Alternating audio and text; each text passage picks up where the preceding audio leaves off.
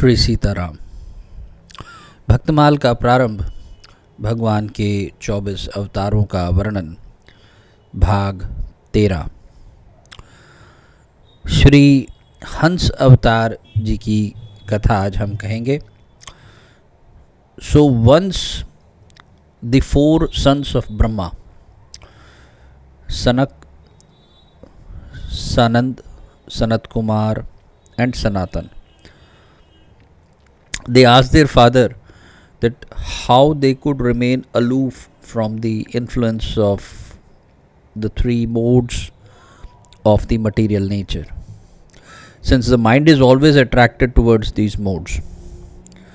So when Lord Brahma was unable to properly answer this, he remembered the Supreme Lord, and in response the Lord appeared as Hans Avatar, and he imparted the instructions to the sons of Brahma, which was headed by Sanak. भक्तों, हंस अवतार जी की जो कथा है उसमें एक बार सनकादिक परम ऋषियों ने अपने पिता श्री ब्रह्मा जी से ये पूछा कि पिताजी, जो हमारे चित्त के गुण हैं, अर्थात जो चित्त है उसका जो गुण है वो विषयों में ही घुसा रहना है, और गुण भी चित्त की एक एक वृत्ति में प्रविष्ट रहते हैं। अर्थात ये कि चित्त और गुण जो है वो आपस में मिले जुले ही रहते हैं। तो ऐसी स्थिति में जो पुरुष इस संसार सागर को पार होकर मुक्ति पद को प्राप्त करना चाहता है, तो वो उन दोनों को एक दूसरे से अलग कैसे कर सकता है। अब यद्यपि ब्रह्मा जी तो देव शिरोमणि है, स्वयंभू हैं और सब प्राणियों के जन्मदाता हैं, तो भी कर्म प्रवण बुद्धि होने से इस प्रश्न का समुचित समाधान वे नहीं कर सके, और इस प्रश्न का उत्तर देने के लिए उन्होंने भक्ति भाव से भगवान का चिंतन किया। तब भगवान ने हंस का रूप धारण करके उनके सामने प्रकट होकर श्री सनकादिक जी तथा ब्रह्मा जी से वंदित होकर सनकादि के पूछने पर कि आप कौन हैं, तो भगवान बोले, ब्राह्मणों, यदि परमार्थ रूप वस्तु नानात्व से सर्वथा रहित है, तब आत्मा के संबंध में आप लोगों का ऐसा प्रश्न कैसे युक्ति संगत हो सकता है कि देवता, मनुष्य, पशु, पक्षी आदि सभी शरीर जो है वे पंचभूतात्मक होने के कारण अभिन्न है। यानी कि चाहे मनुष्य हों, चाहे पशु पक्षी हों, ये सभी के सभी जो शरीर है, चाहे देवता का भी शरीर हो, वो पंचभूतों में से ही बना हुआ होता है और परमार्थ से भी अभिन्न है। ऐसी स्थिति में आप कौन हैं?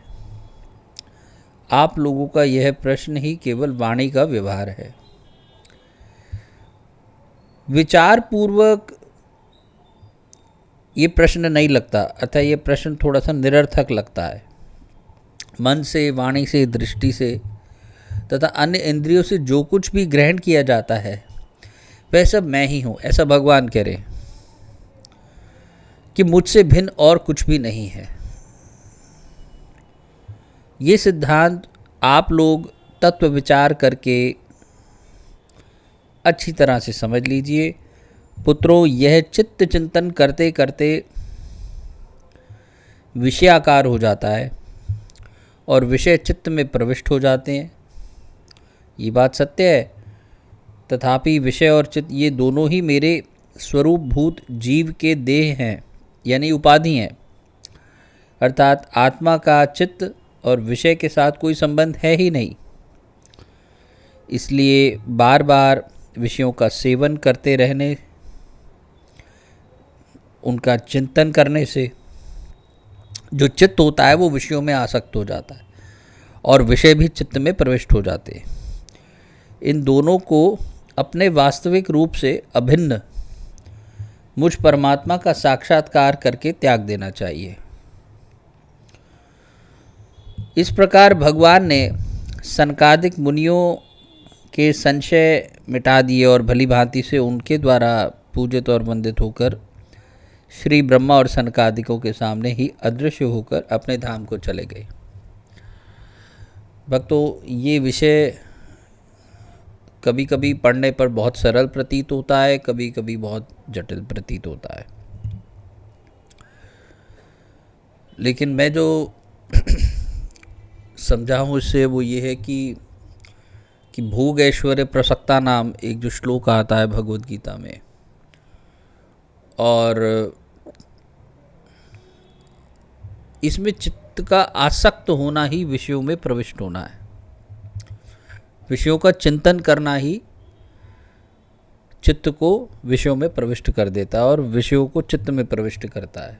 यानी आप किसी भी भोग वस्तु के विषय में आप बार बार चिंतन करें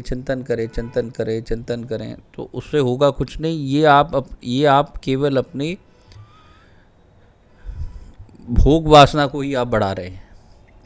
यद्यपि भोग किया नहीं गया है, लेकिन केवल उसका चिंतन ही किया गया है, और ये चिंतन बार बार अनेक बार होता है। बहुत सूक्ष्मता से देखें तो जीवन का अधिकांश समय भोगों के चिंतन में जाता है।